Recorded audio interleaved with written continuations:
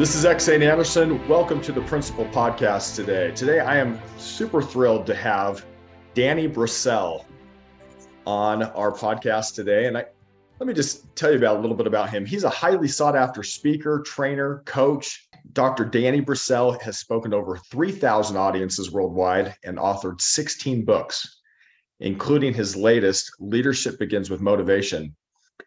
And he's the co-founder of the readinghabit.com, the world's top reading engagement program. And I'm so excited to have him on the podcast today. Thanks for being here with us, Danny. Thanks so much for having me, Xane. More importantly, thanks for all that you do. You're really spreading joy. And I love your podcast because you have such a great array of guests. I'm always learning. Well, thanks so much. Yeah.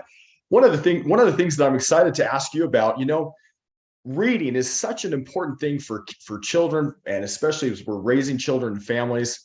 Can you tell us a little bit about how important it is for parents to help their kids learn to read? Oh, absolutely, Xane. Thank you for that. I mean, it's ironic. I'm considered America's leading reading ambassador because I grew up hating reading. My father was a librarian, and I always hated the public library growing up. It always smelt funny to me. There was always uncomfortable furniture. There was always some elderly woman telling me to be quiet. There's always some freaky homeless guy hanging out by the bookshelves who thinks he's a vampire. And it wasn't until I started teaching in the inner city where I saw a lot of the students that I taught didn't have the advantages I had growing up. I mean, we were lower middle class, Xane, but we always had food on the table. Both of my parents were in the home, and my parents read to us, in front of us, and provided plenty of reading materials to us kids. And I realized, wow, this is really important to make sure that kids have important opportunities to reading. And this is where parents come in. I mean, when I'm doing live parent seminars, I always point out these numbers: 24/7, 365, 8,760. There are 24 hours in a day, 7 days a week, 365 days a year equals 8,760 hours in a year. 6, 5, 180, 1,080. There are 6 hours of instructional time in a typical school day, 5 days a week, 180 days a year equals 1,080 hours of instructional time in a typical school year. Now subtract 1,080 from 8,760 and you get 7,680 hours the child is with the parent, not the teacher. Who do you think is more important? I mean, I always say this to parents, no matter what I do with your kid, you are 7 times more important than me. Have you ever seen the movie Jerry Maguire? Help me help you. If he doesn't learn how to read, he's spending the rest of his life living with you, not with me. We need to be on the same team. And so I love working with parents because, Xane, I think schools do an adequate job of teaching kids how to read. But the question I always ask people is, what good is it teaching a kid how to read if they never want to read? I teach kids why to read because I've never had to tell a kid, go watch TV. I've never had to tell a kid, go play a video game. And I never want to have to tell a kid, go read. I want them to choose to do it on their own because they love it. And so really what I do, Xane, is I help parents figure out some easy tricks that they can use, strategies at home to make reading a fun, lifelong habit for their kids. I love that. And just touching on something you said, parents are about 7 times, 8 times, 6 times at least more important than the school. And, I was talking to somebody who had gone to Harvard and he said, the best outcomes happen with kids when the parents act like they're the CEOs of their kids' education. In other words, that's a great quote. We're not just going to send our kids off to school and hope. We're going to say, you know what? If my kids get a good education, it's up to me, not necessarily the system or the school. So let me ask you this. Why don't people read more? Well, I have all kinds of different theories about that. One of the things I point out to parents is 4 out of 5 struggling and reluctant readers are boys. Boys and girls are very different. Little girls will read books about little boys. Little boys don't like reading books about little girls. There's obviously exceptions. One of my favorite books, I love the series, the Diary of the Wimpy Kid series by Jeff Kinney. I don't remember which of the books it is, but there's one where the mother decides she's going to have a mother-son book club for all the neighborhood boys. And so she encourages all the boys to bring books to the mother-son book club. And the mother, Greg Heffley's mother, she's brought like Sarah Plain and Tall, Little House on the Prairie, Little Women. And the boys have brought like How to Cheat at Video Games, the dinosaur book, the Book of Bodily Functions. And I'm like, well, there you go. I mean, and this is an important point I want all the parents out there to listen to right now. The research is very clear on this. It doesn't matter what you read. What matters is how much you read. It doesn't matter if you're reading James Joyce or James and the Giant Peach. People who read more read better. You know, a tip I give parents is the little boy who only reads Captain Underpants is going to become a better reader than the little boy who refuses to read anything. Captain Underpants is the gateway drug to Shakespeare, but we got to get the kid excited about it. And so the long answer to your short question is I think the reason a lot of people don't read is they don't see the value of reading. The reason they don't see the value is they were never asked what they wanted to read. And so a tip for parents out there is find out what your kid's interested in. I always tell parents and teachers the best ones are always eavesdropping. If you hear your kid talking about NASCAR, give them some NASCAR books. If they're talking about J-Lo, get a biography of Jennifer Lopez. You know, it's amazing. I was with a third grade teacher, Exane, and she told me, oh, Mario won't read anything. I'm like, oh, I'll get Mario reading within an hour. I was wrong, Exane. It actually only took me 20 minutes. And the book I handed Mario, Exane, Mario memorized the first chapter by the next week. The book I handed Mario was called Just Disgusting by Andy Griffiths, not the Sheriff of Mayberry. This is an Australian author. He wrote The Day My Butt Went Psycho.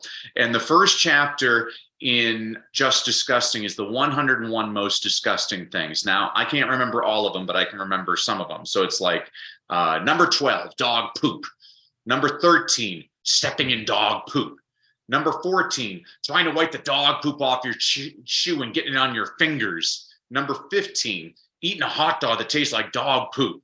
Number 16, realizing the hot dog tastes like dog poop because you forgot to wash your hands. I mean, that's how you get a little boy excited about reading. Don't get me wrong, saying I think Little Women is a wonderful book, but if you want a little boy to read that book, you better put diarrhea or vomit in the title. That's how you get, you know, and so again, it's a very long answer, but I really think that interest drives reading. And if you really want to create a lifelong habit, you find that, you know, I have friends that have graduated from Ivy League schools that love to brag that that was the last time they opened a book. And I'm like, well, that's stupid. I also have friends that didn't graduate high school that are reading voraciously all the time. I'm like, well, that's a lifelong learner.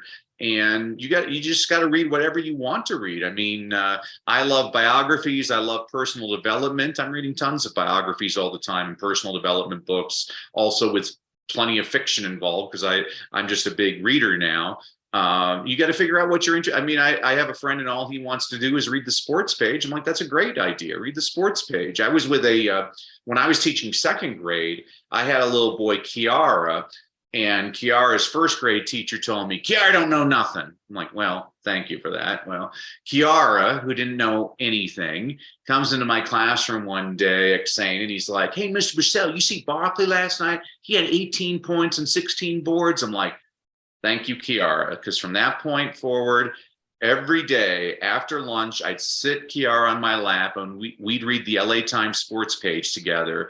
And wouldn't you know, Exane, he was one of my best readers by the end of the year, and all that kid read about was sports. Now, do I think other types of reading are important? Yes, and I think this is one of our jobs as teachers and as parents. I'm constantly reading aloud to my kids. I want them to be exposed to poetry, and so I read aloud poetry. I read aloud interesting news articles that I come across. My kids are actually better at technical reading than me. I mean, here I am a PhD and most of my clocks still have 12 o'clock flashing on them. And my kids are smarter about how to read the instructions on how to operate these things. And so there's all kinds of different types of reading. And that's another thing I'd really like the audience to know is that reading doesn't have to be a 900-page Russian novel. I mean, reading can be, something you just read on on your iPad, on a news article, or it can be a People magazine while you're waiting to go in to see the doctor. There's lots of different types of reading, and I don't like to discriminate and say one is better than another. Wow, great insight. Backing up a little bit, I bet you that boy that you were talking to about the poop book, I bet you, was he laughing the entire time? I mean, of course. And guess what? The other great thing about that Xane is all of a sudden you start showing it to all of his other buddies, and now all of those boys are interested in reading. And that's usually one of the best ways to get interested in reading. I know, like, I love talking to you, Xane. We talked before the broadcast, and we're feeling each other out, trying to figure out what we're interested in. And I'm like, well, that's one of the ways I make friends, is I find out what you're interested in, and I recommend different things to read. And I think that's one of the best ways to become an avid reader, is to create a posse of like-minded individuals and share your experiences with what you're reading. I love that. So if parents want to have their kids read, eavesdrop, listen to what their interests are, and find some books that appeal to them, and also their age range. And if it's a little boy, maybe a book about vomit or poop is appropriate. Now, let me ask you a question. For parents who may not be sold on this, it's important to have my kids learn to read. Can you tell us, like, what the relationship is between reading and success? I mean, if I want to have my kids be successful in life or be leaders in life, what's that relationship? What role does reading play? That's a great question, Xane. I mean, there's plenty of readers that don't necessarily become effective leaders, but I have never read a biography about an effective leader that was not also an avid reader. And it doesn't matter what field you're talking about. I mean, you can read about great military leaders like General Patton and General Schwarzkopf, who were avid readers. I mean, General Schwarzkopf, they say, could read in 4 languages and quote Shakespeare voraciously. You look at politicians. President Teddy Roosevelt was said to read 3 books a day while he was president. President Clinton, when he was having crises in the White House, he said he'd calm down by reading a good little mystery novel. A lot of people forget this, but when President Kennedy was president, he was at a press conference, and one of the reporters asked him what he was reading, and he said, "Oh, I'm reading this really cool spy novel it's by Ian Fleming. It's about this guy named James Bond." That statement got Hollywood to buy the rights to the James Bond books, and that's why the James Bond movies were made. Business people, you look at Elon Musk and Warren Buffett, 2 of the richest people on the planet, and they spend all their days reading Warren Buffett reads voraciously. Elon Musk has said, even though he's running 3 companies or 4 companies, he still reads at least 1 book a day. Even in, you look in the entertainment industry, even dyslexics like Tom Cruise and Sylvester Stallone and Whoopi Goldberg, they all read all the time, or they listen to Audible books. And that's a great tip for all of the people out there right now is I work with a lot of dyslexic students. A lot of people don't know this, but over half of the Fortune 500 CEOs are dyslexics. Well, first of all reading disabilities are curable. And so if you have a reading disability, I urge you, go seek help and find a fun way to become a better reader. But dyslexics, they really process things very well with their ears. And so dyslexics in particular, Audible books are a godsend. And there's plenty of research that shows reading aloud to kids is the single best way to improve their reading.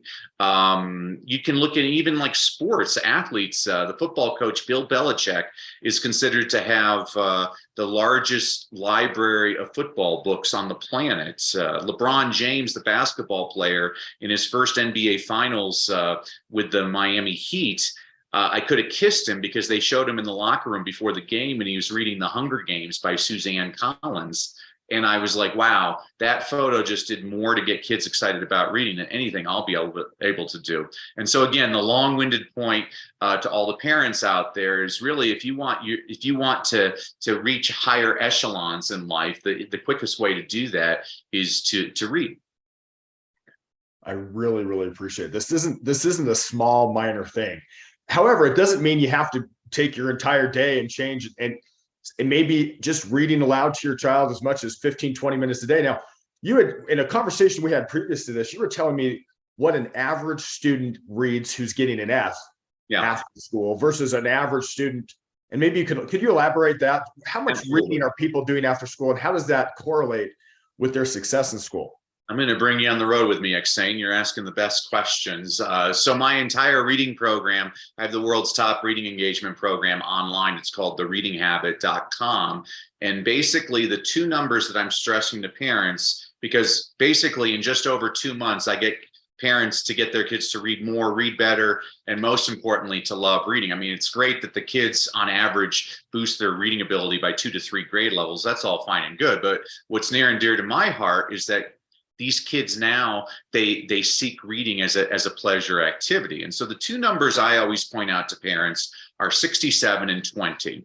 So a lot of people will tell you it takes 21 days to change a habit. And to those people, I say, well, show me the research on that. It's a completely fabricated number. I know exactly where the number comes from, by the way. It comes from a wonderful book written in 1960 by Dr. Maxwell Maltz called Psycho-Cybernetics. Now, in the preface of the book, Dr. Maltz, who was a plastic surgeon, he said he noticed it took most of his patients about 21 days to get used to their new faces. Well, a lot of self-help gurus, personal development experts, a lot of people that you and I respect, by the way, they started telling people it takes 21 days to change a habit. And that number is completely fabricated. It's based on observation, not on research. So in 2009, the University of London did a habit formation study, and they determined it took anywhere from 18 to 254 days to change a habit, and the average was 66 days. Now, I don't like the number 66, and so I threw in a bonus day, 67 days to change a habit, and it depends on the type of habit you're trying to change. So, for example, if you want to start drinking a glass of water before breakfast, that might take 18 days to make that into a habit. But if you want to quit smoking, that's going to take 254 days. And here's why this is crucial for the audience to listen to this. Let's say you go on a diet, you follow it religiously for 21 days, but then on day 22, you fall off the wagon. Well, you blame yourself, and that's absurd because research shows it takes at least 67 days on average for you to form that habit. So that's the first number I point out to parents. And what you were alluding to is the second number, 20.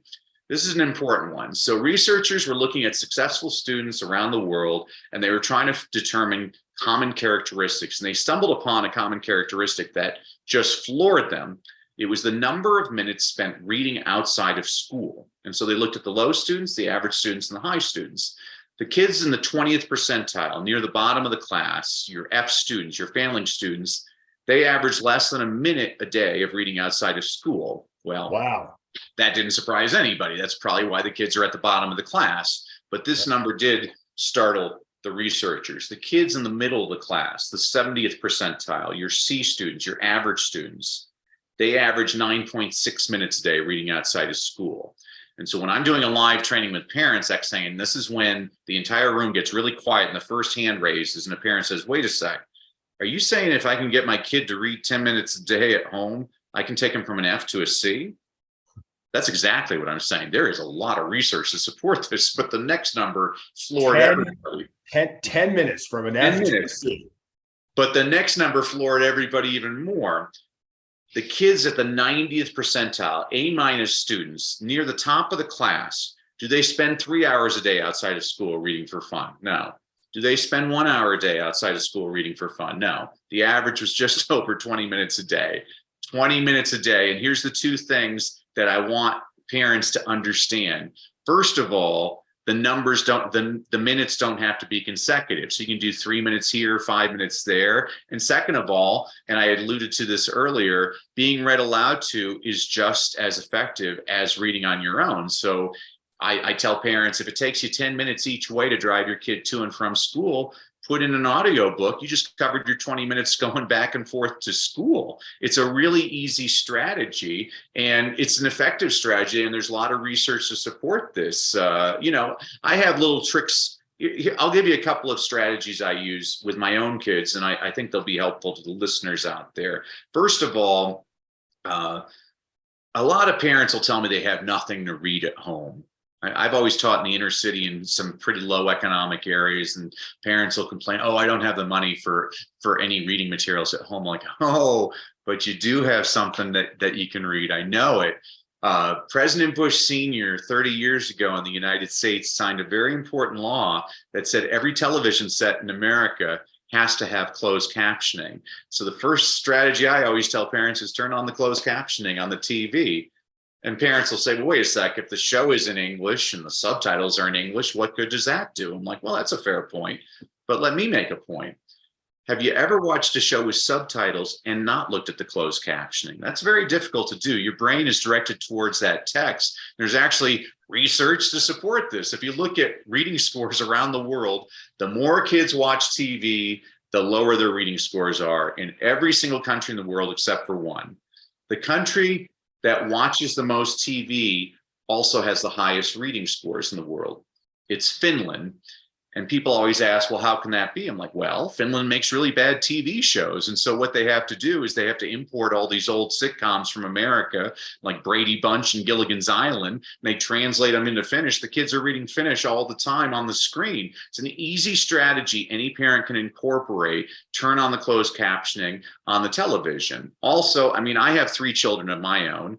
And I believe television's here to stay. And I've never believed in resisting technology. I embrace technology and figure out ways to use it to my advantage. And so even when the kids were very young, they're all teenagers now, but when they were very young, I set the rule in our house that the kids can watch TV anytime they want, but the price of admission is they have to bring me something to read before we turn on the TV.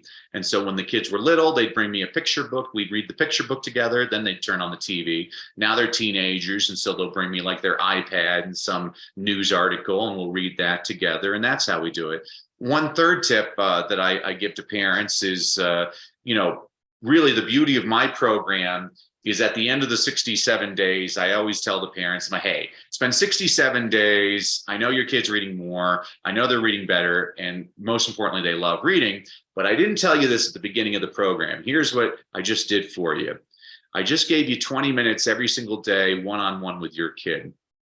How many of us would not have died to have had that kind of individual attention from one of our parents growing up? I just gave you the gift of time. And a lot of people forget how important as a parent, you're the most important role model your child will ever have. The kids are watching you all the time, so I have 3 children and my wife. And so we have different books, all of us that we're reading. And so my oldest daughter, she's into this fantasy series called Shadows and Fog. And so we're reading that fantasy series together. My son, he loves the Civil War, and so we're reading Michael Shiraz's The Killer Angels about the Battle of Gettysburg. It's one of the best books I've ever read. He loves that book. And then my youngest daughter, for some reason, she likes literature. We just read The Great Gatsby together, which I hate that book. I've always hated that book, but now that I read it with my daughter, I'm like, oh, I can at least appreciate the beautiful language that F. Scott Fitzgerald. He's just a beautiful writer. I don't like the story. And then my wife, she enjoys the Outlander series by Diana Gabaldon, and so we read those in bed together. But this is how you can connect with people. This is how I connect with people all the time. Is we'll read. I mean, I have a buddy who's a big football fan, and so I just gave him a copy of Peter Richmond's Badasses about the Oakland Raiders in the 1970s. It's a terrific book. I have another friend, and he's really into marketing for his business. And so I just gave him a couple of sales books that he appreciated. And so this is the power that we have as parents, and being able to get our kids not just excited about reading, but more curious about the world that they live in. I love that. And one of the things that really hit me as you said this, for parents who are concerned and saying, wow, my kids are struggling in school. I wish they could do better. It might be something as simple, you're saying, as, what, before we watch TV, I just want you to bring me a book. That's the new rule, right? And spending some quality time just reading. So there's really no downside to this. I get to spend some quality time with my child. My child very likely will, if I do it consistently for some time, at least 67 days, maybe longer, maybe, can show market improvement because I'm teaching this basic skill that is going to, it's associated, it's correlated with all kinds of success later on. And really, really appreciate your insights on that, especially for the parents who didn't hear that. 1 minute, the difference between 1 minute a day and 20 minutes a day, the research was showing is the difference between an F and an A minus. Is that right? And so, doing that, I got to tell you, one of the things that occurred to me, and a lot of our viewers here may be religious, some may not be. I grew up in a home where my dad actually had us read scriptures in the morning, and so that was the first thing we did every morning, was read something that was hopefully teaching values and ethical things. And I'm actually really grateful that my father did this, because I think it got your mind thinking right in the beginning of the day. Well, I don't think he was thinking, hey, I'm going to have successful kids, but I really do think in the long run, it helped a lot of my, I have a sibling who went to Harvard and Ivy League, have some other siblings who've done quite well in some things. And I think that base of just getting up in the morning and reading for 20 minutes was something that he may not have realized, but completely helped my siblings and our family, I love that point, Xane. I mean, and I think it's a wonderful habit to establish. I was watching this horrible show on TV the other night called The News, and it put me in a really foul mood. And I think really one of the strategies I try to teach people is you are what you read, so read good stuff. So stop filling your mind with all the they say garbage in, garbage out. I'm like, that's not true. Garbage in, garbage stays. You start to see the world in a very negative way. Start reading something inspirational. And if you're a person of faith, read the Bible or whatever your book is. I mean, I'm not one of these Christians that is so good at remembering everything in the Bible. And so earlier I was telling you I like to embrace technology. And a lot of people think the bane of existence today are cell phones and social media. Well, I agree on social media. I think social media is a waste of time. It's a lot of people griping about their problems and discontent with society. But the cell phone itself, when used properly, is a wonderful teaching tool. And so one of the things that I do with my cell phone is all these people that could quote scripture always impress me. And so I've been doing that lately. So every morning at 8:18, I have an alert because I'm trying to memorize Deuteronomy 8:18, which is remember the Lord your God. He is the one who gives you the power to be successful in order to fulfill the covenant he confirmed to your ancestors with an oath. Okay, I got it. When I read the book Dune by Frank Herbert, there's a great monologue that Paul Atreides has called The Litany Against Fear. And so every day at 9:11, I have an alert to memorize the litany against fear, which is I must not fear. Fear is the mind killer. Fear is the little death that brings total obliteration. I will face my fear. I will permit it to pass over and through me. And when it has passed, I will turn the inner eye to see its path. When it is gone, there will be nothing. Only I will remain. Okay, so I've been memorizing that. At 4:04 every day, I have an alert because I always love the St. Crispian's Day speech from Henry V. It's very long. And so every day at 4:04, I'm going through this 50 lines of Shakespeare to try and memorize that. I do other things too, like at 10:30 every day, I have an alert to send an inspirational text to my kids. And so I send each of them something positive or maybe a motivational quote. I got married on December 20th. And so every day at 12:20, I have an alert to send a text to my wife to tell her I love her. So when used properly, a cell phone can be a great tool to really build in those positive habits. And I loved what you were saying with, starting off your day with reading something positive like the Bible, and end your day that way as well. I mean, the world moves pretty fast. And what I love, there's a great Spanish proverb, which is how lovely it is to do nothing and then rest afterward. And I always tell people there's nothing wrong with spending a really lazy afternoon behind a really good book. I love that. One of the other things that impressed me, I was reading some literature about habits and how one of the best ways to make a new habit is to stack it onto some other habit that you're already doing. So, when you're talking, one of the things you said that really impressed me is when you said, you can watch TV, but before we watch TV, you got to bring me something that we can read together, because I'm trying to get that maybe 20 minutes in so I can help my kids have success later. Anything else you'd add to that about how to help people develop this habit of reading with their kids? And I know we talked about that a little bit. Is there any other ideas that you have on that would help people?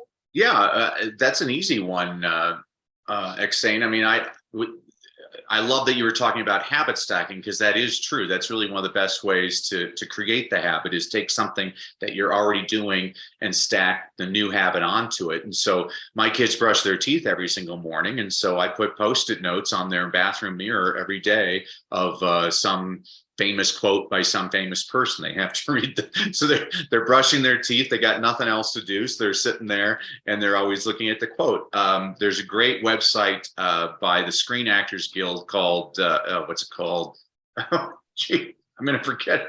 You can put it in the show note. Oh, storylineonline.net. Storylineonline.net. I haven't gone to it for a while, because when the kids were little, what it's great about is they get all these famous entertainers, and they read aloud award-winning books, and every read aloud is about 10 to 15 minutes. And so when the kids were little and I was making their lunches while they ate breakfast, I'd open up my laptop and they would watch one of these people read aloud a book to them every single morning. So we're getting minutes in that way. And every single read aloud is also closed captioned, so the kids were seeing the words at the same time. And these things work. We try to overcomplicate way too many things in education. When I do parent trainings, one of the first questions parents ask me is, well, what can I do to help my kid? And I always laugh and say, the fact that you're here already tells me 80% of what I need to know. We can work on the other 20%, but the people that really need me are the people that aren't reaching out. The people that are listening to this podcast right now, like saying, they're not the people that need all the help. They're the people that are concerned, and their kids are going to do fine. I know that. It's the people that aren't, they're sitting there griping on Twitter and watching the housewives of whatever place. And I'm like, you're wasting quality time that you could be actually having a positive impact on your child. Right. Well, gosh, so grateful that you could be on. This is such good insights. I really appreciate, especially this point about, instead of resisting technology, use it to your advantage. You can send little text that your kids can read, inspirational things to memorize. What great ideas. Thank you, Xane. And as a gift for you and your listeners for bearing with me and listening to me, I wanted to give everybody a couple of goodies. So if you go to freegiftfromdanny.com, again, freegiftfromdanny.com, I'm going to give everybody a complimentary e-copy of my book, Read, Lead, and Succeed. This is a book I wrote for a school principal who was having trouble keeping his faculty and staff positively engaged. So I said, okay, I'll write you a book. So every week I give you a concept, an inspirational quote, an inspirational story, a book recommendation on a book you should read, but you're probably too lazy because you're an adult. So I also give you a children's picture book recommendation, demonstrates the same concept. You read that in 5 minutes. And then I'm also going to give everybody access to last summer as a promo for my online reading engagement program. I did a 5-day reading challenge online for about 700 parents, where every day for a week, I'll give you an hour's worth of strategies of things that any of us can simply implement at home. So again, that's at freegiftfromdanny.com. And I just really appreciate the opportunity to join you today, Xane. Thank you. Yes, we'll put those in the show notes for anybody who can't remember, but yeah, freegiftfromdanny.com. Any other way that they can get a hold of you if they want to get a hold of you? No, I'm sure they'll be on my email list for the rest of their lives on that one. But if you go to DannyBrassell.com, my last name's really easy to remember how to spell. It's spelled like Brassell. No, I never took any grief over that as a child. If you go to DannyBrassell.com, that gives you more ideas. I speak all over the world, and I also coach entrepreneurs and business leaders on how to build up their business through public speaking. That's at DannyBrassell.com. Thanks for that, Xane. I appreciate that. Yeah, Danny, it's a great honor to have you on here. Thank you for the tips. Feel free to reach out to Danny, and we're grateful that you were on the show. Thanks so much, Danny. Take care. God bless.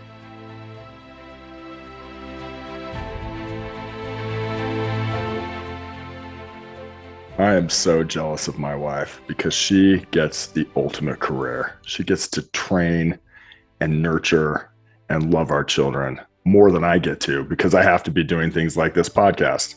Parenting's the ultimate career. If you like what you heard today, please like, subscribe, comment, leave a review.